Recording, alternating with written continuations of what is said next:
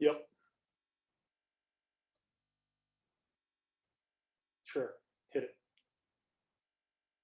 It's not letting you in. There you are. Okay, there you go. All right, cool. That worked. Got 17 on so far. I think I should develop a comedic monologue for doing these in the future. You should. Sound coming through okay? Yeah, it sounds great. Can you click the Q&A tab? Because when I'm presenting like this.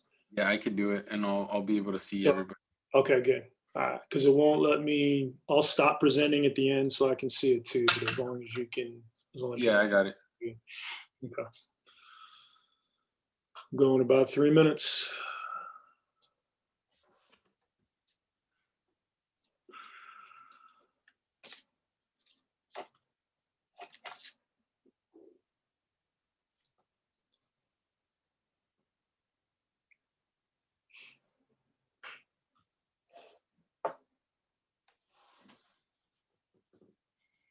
And it is recording tonight, so that's a good thing.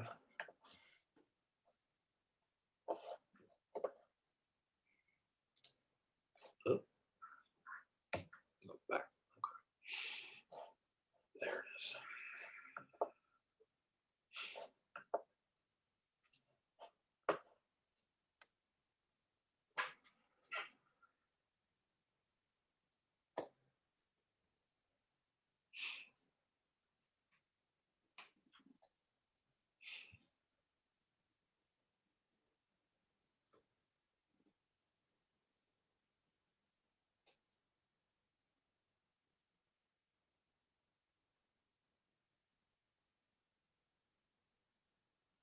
Vince Scully passed away today? That's too bad. I don't even know who that is. Dodgers, man. Dodgers longtime announcer. You'd know if you heard him. The other baseball player died. Hank Aaron, I think is his name. Something like that. Yeah, Hank Aaron. Yeah.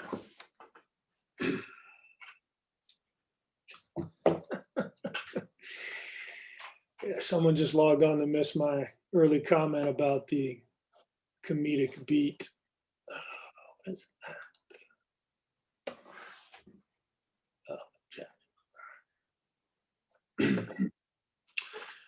We'll get started in about 1 minute. I did not prepare a comedy routine, so sorry for the quietness of the start this evening. Oh, cute.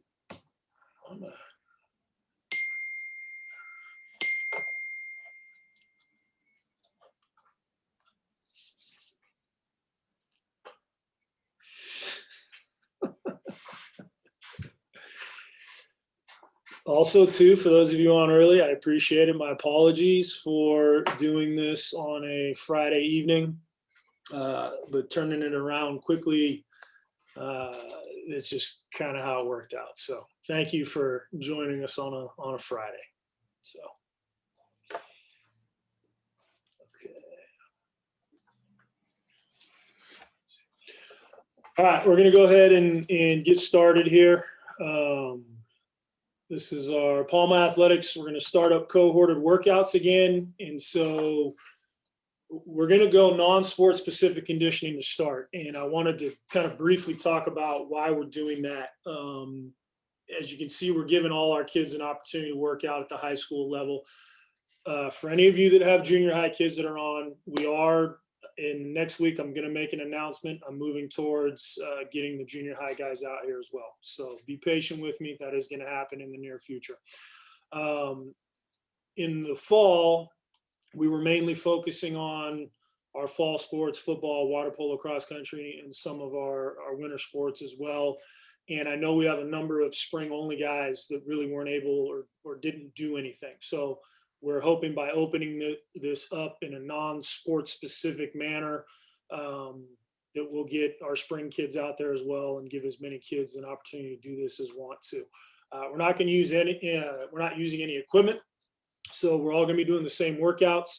I had a meeting with all of our coaches earlier this week, and we pretty much have at least one coach from every sport running a group, and everybody's going to be doing the same workouts. So I think it'll be really good.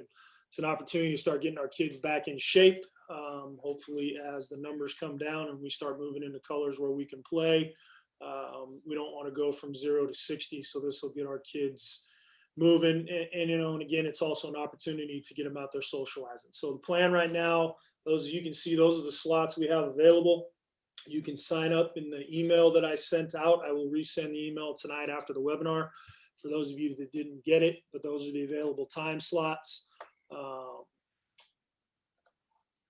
How long are we going to do these? I'm sure will be a question. Current plan right now is we're going to run our workouts in this fashion until the stay-at-home order is lifted. Once the stay-at-home order is lifted, then we'll kind of take a look to expand. We'll see where we are, what month we're in, hopefully sooner rather than later, and then we'll start looking at what teams and where we're at and going to practice. Now, cross country is the one oddball. Cross country is currently our only in-season sport that can compete in the purple tier when we're out from under the stay-at-home order. So they are going to practice as a team. So if I have any cross country guys on here who have not been in contact with Coach Plata, go ahead and reach out with him.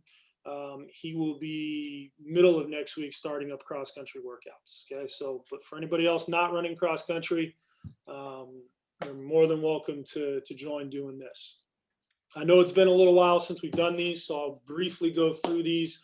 We've been living in this in this COVID world for a while now. I think a lot of you guys have these burned into your head.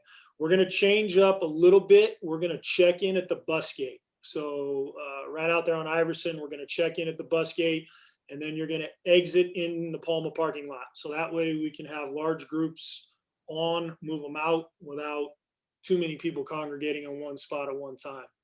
Athletes, please do not loiter in the parking lot. You're going to have to wear a mask coming in, wear a mask going out. I would encourage you to self symptom check at home. I'll send out an email with those as well. And again, this goes against everything athletes and coaches have said and done for years, and that if you're not feeling good, stay home. Okay. A lot of times athletes go to saying, if I can walk, I can practice. Not right now. Okay. Let's wait till we get farther out of this. So if you don't feel good, stay home. We will take temperatures at check-in. We're going to require athletes to maintain a distance of 6 feet. Obviously, bring your own water. We're not going to be sharing anything. No water. We won't be sharing equipment or anything like that. If we do come down with a case, we will suspend that group for about 14 days and communicate. There will be no change in a cohort. So once we get you in a cohort in your time, that will be the time that you're working. So if you sign up for 4 o'clock and then we go in a week and you're like, 6:30 would be better, I can't move you. You have to stay with that cohort until we're done. So a couple more things here. We'll do disinfecting again. No high fives, fist bumps, body contact. We'll not be using locker rooms. So report in proper workout gear. And if you have not participated in workouts this past fall or summer, you'll need to sign the waiver. I'm going to send out a general email tomorrow to everybody that's signed up. And I will include that waiver as an attachment. You can just sign it and either bring it to your workout on Monday, or you can email it back to me. So I think that basically covers all of that. Okay. So because we're going to have multiple kids in multiple sports and not necessarily with their primary sport coaches, the question came up, how are we going to communicate with everybody quickly and efficiently? So I know I've talked in the past about the Go Chieftains app. I took a little picture. If you can see my mouse moving right here, that's what it looks like in the App Store and Google Play. Most of you have it already. If not, please go download it this weekend. Once you've downloaded it, you'll open it up. It'll look like this. You'll go down to cohorted workouts. When you click cohorted workouts, this page over here will pop up. If you are a 6:30 group, morning workouts is red, hit the yellow star button. If you are in either of the afternoon cohorts, click afternoon workouts on your phone and then hit the star button. And what this will allow us to do is when we have weather, I can push announcements out through this. So we've kind of made the decision by 8 p.m. the night before, Sunday night, Tuesday night, Friday night, by 8 p.m. we'll make a decision on how the weather's looking, because we know it's early. We got kids traveling from distance. And so we're not going to wait right up until the last minute. So you'll know 8 p.m. the night before. Afternoon cohorts, you'll know by noon. So by setting this alert on your phone, when I send out a too much rain today, canceling afternoon workouts, you'll get it right across your phone like an email alert or a text alert. So we think this will be the best way to get you using. Plus, you'll get used to it, so you can kind of follow alerts when we get back to plan. So that's how we're going to go with alerting everybody to any changes or whatsoever with weather regards and last minute stuff. If we have any other updates, I'll send them out by email. So be on email out with me. If you need to communicate, because we have so many different coaches, if you have a general question, go ahead and send it to me to start, and I'll answer all those questions. Okay, so I'm gonna go back there for just a second. Okay, so that's gonna end kind of the workout, why we're doing it, a brief overview of how we're doing it. For now, I want to kind of touch about where we are with sports, because I know everybody's concerned about that. Someone asked me the other day how we're handling this, and I kind of referred to it as trying to catch a grease pig at a grease pig contest. So these next few slides, I'm going to give you my best to explain where we're at, what it's looking like, and where we're going with everything. So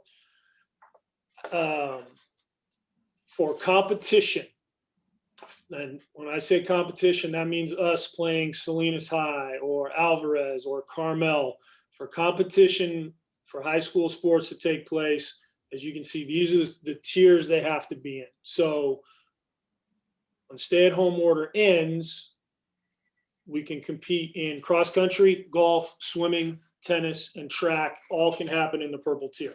So people ask me all the time, are we going to play sports this year? Yes, we will get out from under the stay-at-home order, and we will at the very least be participating in the purple tier sports. So we will be playing some sports this year. Red tier, we'll be able to play baseball.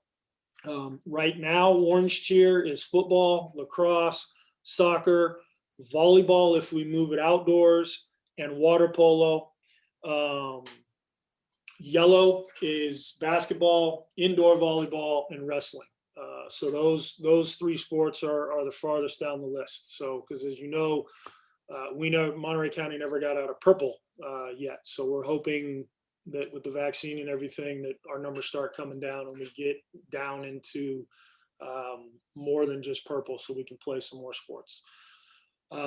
News from CIF originally back in the fall, CIF had suspended the 600 rule, which was going to allow kids to play multiple sports in a season as well as club sports. Due to the new guidance that came out in December from the county, or not from the county, but from the state health department, they are strongly recommending you only play one sport. So CIF, to match language, has reinstated the Rule 600. And so now kids are back to only being allowed to play one sport per season. That includes club sports. I'll answer one question right off the top that I've gotten. If I'm participating right now in a club sport and my season, let's say, hasn't started yet, can I continue to play in that club sport until the season starts? The answer is yes. Technically, you can't do workouts with us, but if you're in a club sport and you stop playing that club sport before baseball, let's say baseball, for example, if you're playing club baseball right now, we get to red tier, we start baseball, you're totally eligible to play baseball when that happens. Okay, current competition start dates. You cannot obviously have team competitions until your sport reaches the corresponding color tier. Currently, cross country, football, and water polo are in season. If we were in the orange tier, we could be playing football and water polo right now, but we're obviously not. When we get out from under the stay-at-home order, the only sport that we can actually go out and play against somebody else right now is cross country. Golf, soccer, and tennis are slated to start competition March 8th. They will need to be in those appropriate colors that I showed you in the slide before. Swimming starts March 22nd. Baseball, basketball, lacrosse, track, and wrestling are all slated to start on March 29th. So those are the current start dates for sports. Again, they're all the dates are not contingent, but us actually playing people is contingent upon what color tier we are in for that sport. So hopefully that clarifies some stuff for you guys. PCAL and CCS updates. There was a really good article actually in the Monterey Herald. Apparently I got quoted in, but there was also a Facebook link, but the title was a little bit misleading. PCAL has suspended league schedules, and it's actually a good thing. This is going to allow schools the flexibility to return to sports and play who can play. Just because let's just say we got into the red tier in 2 weeks and could start baseball, that doesn't mean that every school in PCAL is going to be able to start baseball just because we're in the red tier. So by PCAL suspending league schedules, it allows for us and whoever else that can get quickly and pivot back and start playing sports again to develop schedules and play who we can play so we can get something for our kids when we get into those corresponding colors. The downside is it means no league champs this year or all league awards, but I kind of think at this point, if you're anything like me, you just want to play and play somebody. And so that's something we're just going to pass on. Another piece of news, CCS canceled season 1 championships, and that allows us to push football, cross country, and water polo an extra 2 weeks longer in hopes that, if we can come crashing out of the stay at home and down into a lower color tier, that we can get some games in. So they did that. There won't be any CCS playoffs for football, water polo, or cross country. But it does allow us to hopefully be able to play some games. So those are the reasons. Both of those pieces of news. The PCAL just came out yesterday. CCS came out last week. So I wanted to update you guys on those. Hey, Rob, I have a couple of questions here. Go ahead. So the first one is, how is it looking for a Catholic school series this spring for football? So it was looking really good if we get into the spring. The hiccup we're going to have now is the only Catholic there's another rule that the state put in, and that is we can only play bordering counties. So we only border San Benito, Santa Cruz, Fresno, and San Luis Obispo. We do not border Santa Clara County, who houses the West Catholic League, which obviously has a number of Catholic League schools, which would be able to pivot pretty quickly. So if that changes, it looks way better for us to do that. Now there are still some private schools in the area. We could play Monte Vista Christian. They're doing workouts. St. Francis is doing workouts. Maybe we go into Fresno County. I know things are a little looser over in the Central Valley. So we'll see. That's the best I can answer that right now. The county touching regulation may limit our ability to schedule as many of those as I thought we would be able to. What's the next? And we have another question too. Yep. Is it football start dates or is it about the colored tiers? It's about the colored tiers because technically football has already started. However, in the stay-at-home order, we can't have more than 14 kids out there right now. And when we get into the purple, they'll still have to be 6 feet apart. We'll be able to expand the number. So it's just a real tough deal right now. And I'm daily hoping and praying that our numbers dive quickly so we get down, but we won't be able to actually play anybody till we get into the orange. So that's really the big thing everybody needs to watch is how quickly are we getting to the orange? And that will determine, the likelihood of playing football. I'm confident that I'll be able to get a few games together, but we have to get into the orange color before we can play. And then we have another one as well.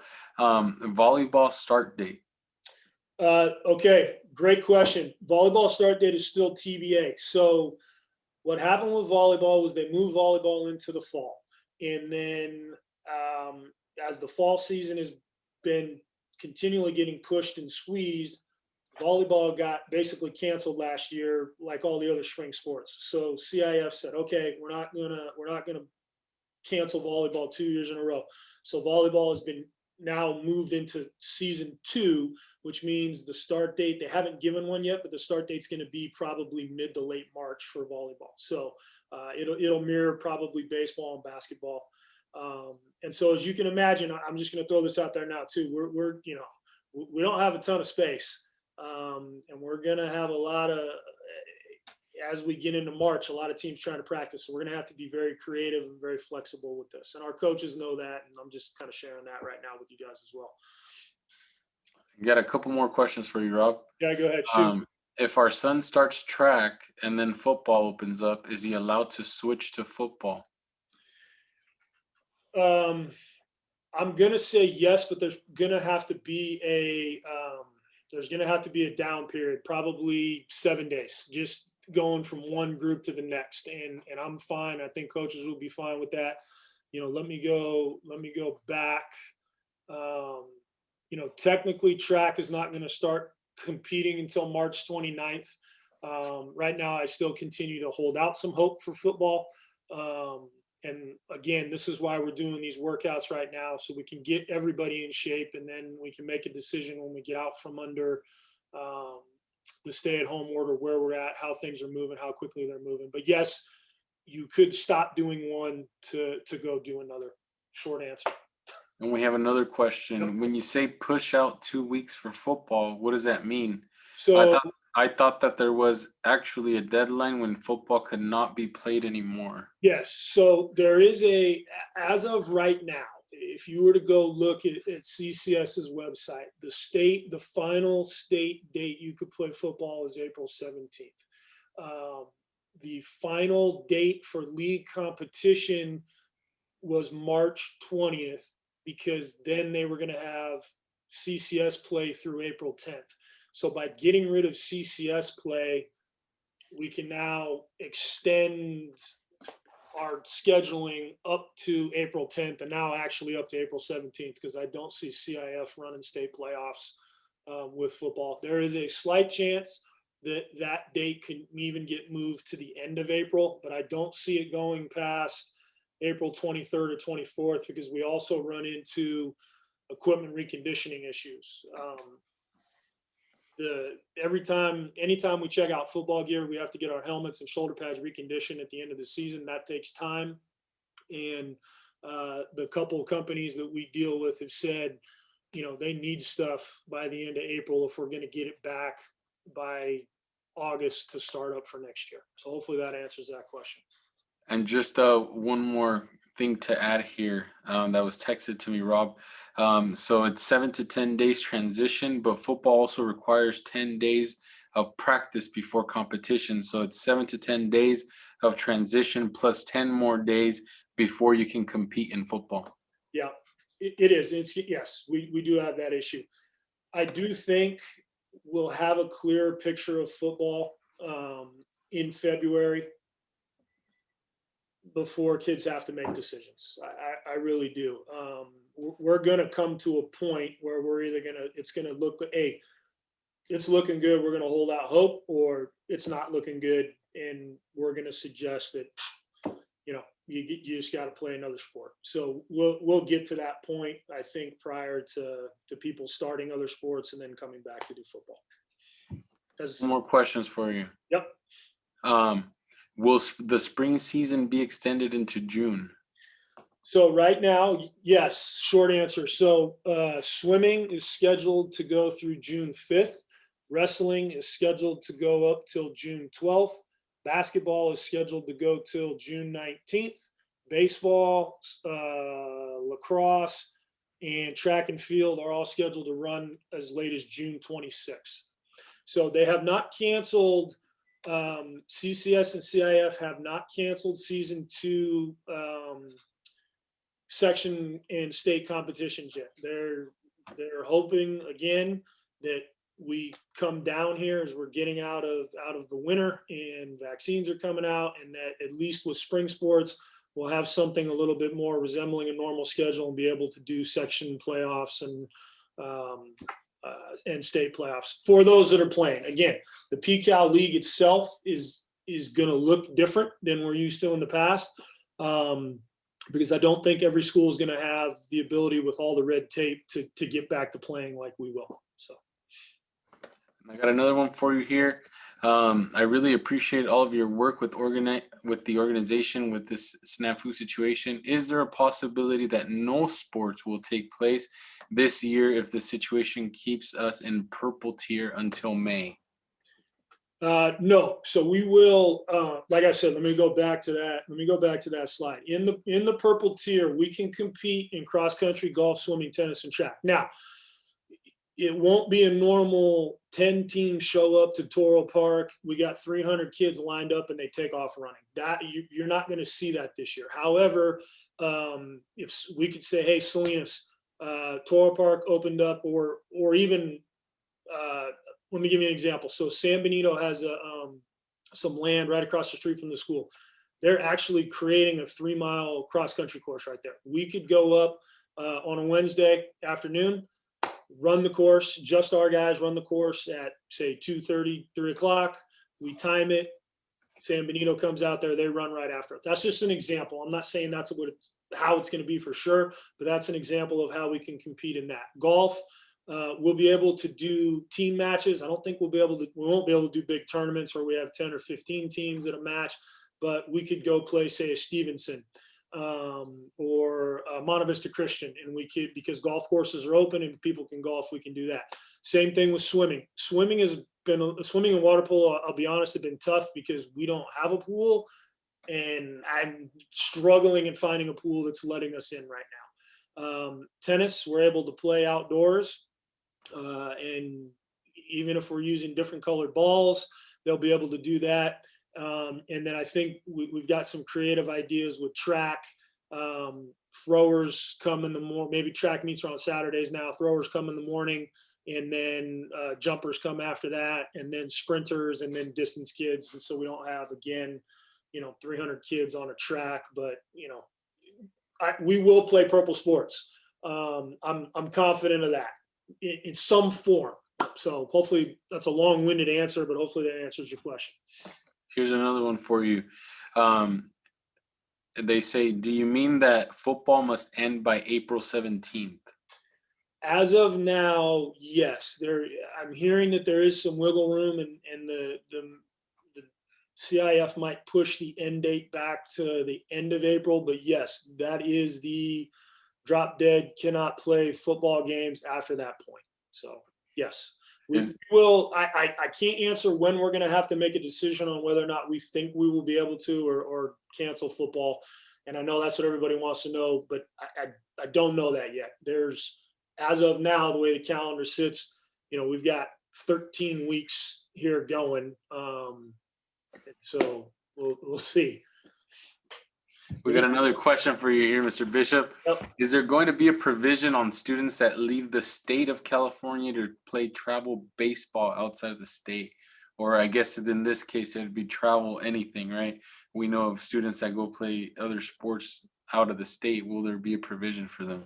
So no, and that goes back to the CIF reinstating the 600 rule. You won't be able to play a club sport and a high school sport at the same time. So if you choose to play travel baseball and it's going during our baseball season, you can only play one or the other.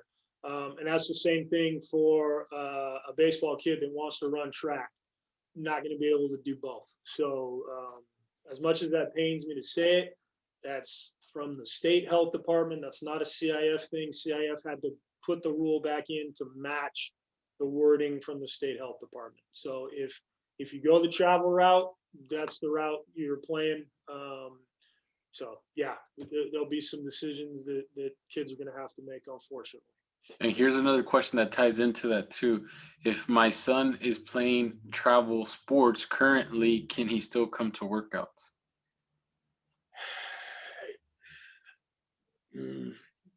Technically, no. So give me a phone call. We'll have a conversation about it. Because our workouts, even though they're not sports, still count technically as a cohorted workout / sport. And so by the letter of the guidelines, that would be participating in 2 sports. And to be honest, I would say if your son is playing on a travel team right now, keep him on the travel team. That would be my honest opinion. And then as we get closer to actually starting full practices at Palma, then you bring them back in. Thank you. And then I have another question for you. Shoot. If a senior graduates, they can still play for the baseball season after having graduated?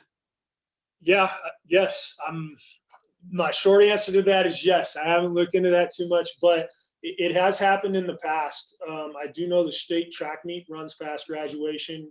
And so, yes, short answer. As long as we're still in our high school season and that is your year, you can continue to play. Yes.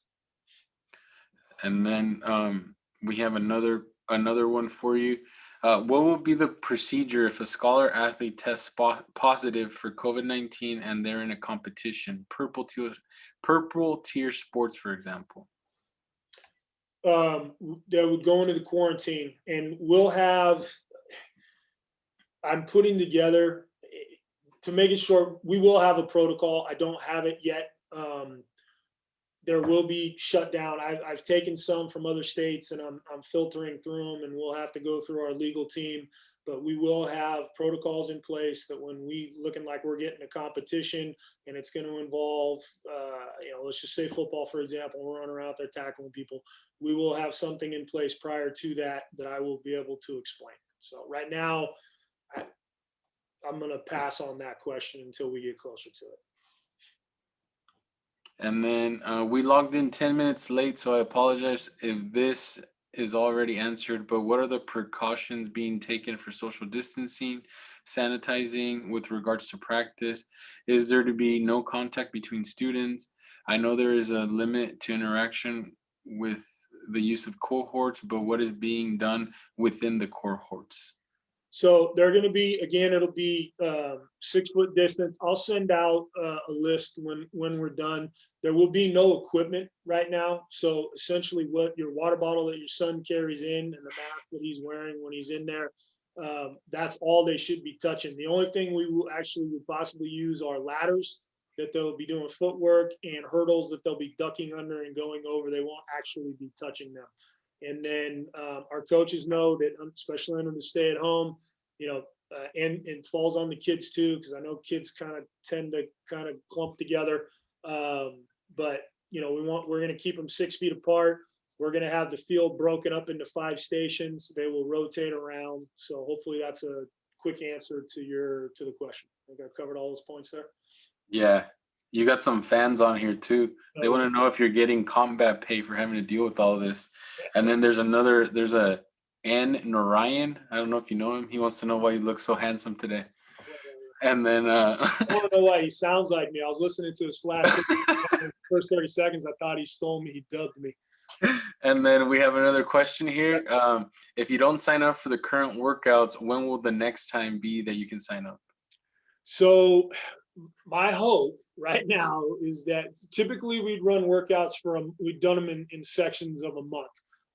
My hope is that we get out from under the stay-at-home order in less than a month, and then when we come out from under, we open it up a little bit more, again, depending on where we're at and how long this thing goes, in which case we will reopen up signups. But right now we're going to go for a month. We'll see where we're at. If we need to stop and readjust, then we'll stop and readjust at that point. Let me go to one more slide here. Okay. I know we're kind of in the Q&A. Just a couple of reminders for you. And then those of you that have heard me talk enough, you can bounce and I can answer some more questions. Please make sure you sign your sons up on athleticclearance.com if you have not done so yet. And that's where you sign up for your particular sport. You upload your physical. There was a little confusion with all concussion testing being online. Everybody assumed that the email came from me with the concussion test. That is not the case. So it was sent. This is what the email looks like. It was sent from support@impacttest.com. They've actually sent 2 because I signed myself up to see what it looked like. And it went to your student's email. This is not something that I could send to parents' emails because it counts as a test to every email I send it to. So it went only to your son's emails, and it went to all freshmen and juniors who had done the athletic clearance prior to December 10th. So those of you that did it after December 10th have not yet received the concussion link. Send me an email. I'll be going back through checking here, but you can send me an email and say, hey, we never got it. I'll send it to your son again. And if you are a new sophomore or a new senior, please email me directly. And I'll send that out to you as well. But that's what the concussion email looks like right there. It's not, hey, Mr. Bishop, you didn't send it to me. It came from Impact. So I'll take questions for as long as you guys want to keep pumping them at me. For those of you that are, like I said, heard me talk enough, thank you very much for jumping in here on Friday. Please be sure to thank the coaches, whatever group you're in. But like I said, we've got pretty much almost a coach from every one of our sports coming to help out with these running in the 3 sessions. And I know the 240 might seem a little bit early, but the 7th period PE class, which I'm helping with, is on Friday. I know we let you guys out early enough. Their flex days Wednesday, so really it's, what does your 6th period look like on Monday? And if you live close, we got plenty of room in the 240 time slot. We can actually probably adjust that to 245 if need be. So. And I got a couple questions Yep. for you too, and just to remind everybody who's still on, please use the Q&A feature at the bottom of the screen. That way I'm able to look at your questions and then give them to Mr. Bishop, okay? So the Q&A button at the bottom of your screen. Is Palma considering changing volleyball from indoors to outdoors, beach or grass, so that the boys have a better chance of playing this season? Yeah, I've talked with Coach Hurst about that. She's down with it. I think the easiest thing would be probably grass because we can get some outdoor stuff pretty easy and set it up. The only thing obviously you're playing with weather. If it turns out that other schools say they want to do sand, then we'll go sand. Yeah, I'm down for whatever gets volleyball out of the yellow tier. I know there is a little bit of a push. Take it for what it's worth, but there is some discussion at the CIF level of trying to bump every sport up one color tier. I'm not sure where that's at right now, but I do know that discussion is happening between CIF and the Department of Health, because truly outdoor volleyball should at least be in the red, I think, but we'll see. So yes, I am looking to get volleyball. We'll go outside if we have to. So, a couple more questions for you. When will athletes be able to go inside of the gym for basketball? So we have to get into basically indoor, using the weight room, using the gym. We need to be in the red tier. So we follow the fitness center guidelines when it comes to indoor activity. We can have a percentage of people in the red. So when we get into the red, basketball can then practice indoors. We'll be able to then get back into our weight room and go. Now you have to be masked when you're in there, but yeah, we'll be able to hopefully get back in there. Once we're in the red tier, we'll get to that. I have another question for you. Should our son contact the golf coach to make sure he gets signed up for the golf season? So you can directly, or the best thing to do is sign up on athleticclearance.com. I'm on it every day now, and I am sending updated lists to our coaches so they know who's in there already. And again, some of you have already been cleared. I've gone through all of our seniors and sophomores that don't need the concussion test. And if you have all your stuff in, I've cleared you for all the sports that you've signed up for already. So you should be getting an email there. You're more than welcome to contact Coach Gatanaga directly, and then he'll probably bump you back to me just to see if you're on athletic clearance. So make sure you get athletic clearance done. And one last question, and please type in your questions if you do have more questions. That way I'll read them to Mr. Bishop. But the next one that I have is it true that public schools are having difficulty fielding teams due to a myriad of kids academically ineligible? So yeah, well, Obviously I don't work at a public school, but I hear the numbers of ineligible kids are much higher than normal in the public school arena. And there is no talk of waiving the academic criteria. So yes, if a kid is ineligible right now, that's going to affect public schools. Public schools are going to have their hands full because it's not just the athletic director and principal saying, hey, we want to go do this. Let's get our coaches and going. As many of you know, it's goes to the superintendent. It goes to the school board. And so there's just a lot more red tape involved with the public schools just to get them back playing. And then, yes, that is another layer that I have heard in talking with other ADs that they're going to have issues with academic eligibility for sure, unfortunately. And that's a sad thing. I mean, this is affecting all of us, you know, and definitely not a positive way. And you know, a testament to I'm just going to prop our teachers up real quick. We only had 11 kids, and that's from 7th grade to 12th grade that were ineligible for sports going into this season. So that number is outstanding. And that's a testament to you as parents, staying on top of your kids, our kids doing the best they can in this situation. And, you know, our teachers really working their tails off to help get kids through, because I know I've heard anywhere from 30 to 45% at some schools with kids being below a 2.0. So it's a sad, but yeah. Got any more for me? Yes. Are basketball coaches considering taking basketball practice outside for an outside court? Yes, I mean, that's definitely something that we're going to look at. We have the park at the end of the street with 2 basketball courts. But yes, basketball could start doing some when we get out of the stay-at-home order and we see where we're at. I know I've had some conversation with Coach Lopez, and that is definitely an option that's on the table, because we would be able to do some drills and stuff outside before we get into the red tier. So good question. And then do the student athletes receive, or wait, this is from one of our students. Do you receive the concussion results, or do I send the results to you?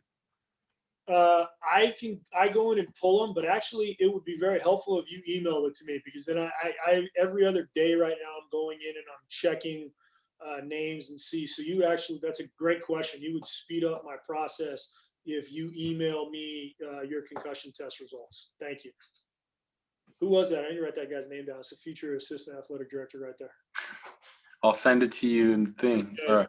Or can we say people's names? I don't know. No, that's all right. You can send it to me. Yeah, I'll tell you later. That's all the questions that we have. One last call. Anybody have any questions? Because Mr. Bishop is hungry. He wants to go have some ribs, he said. All right. Well, hey, again, thank you to Mr. Rico for helping me out. Makes my life a lot easier when I'm going through stuff and someone else doing questions. Thank you all for jumping on tonight. Thank you for allowing us to get your sons back working out here. And, we're just going to keep praying that this thing turns and we can get some sense of normalcy here in the spring. So thank you all. I appreciate it. Have a great evening, and we'll talk soon. Take care. Thank you. And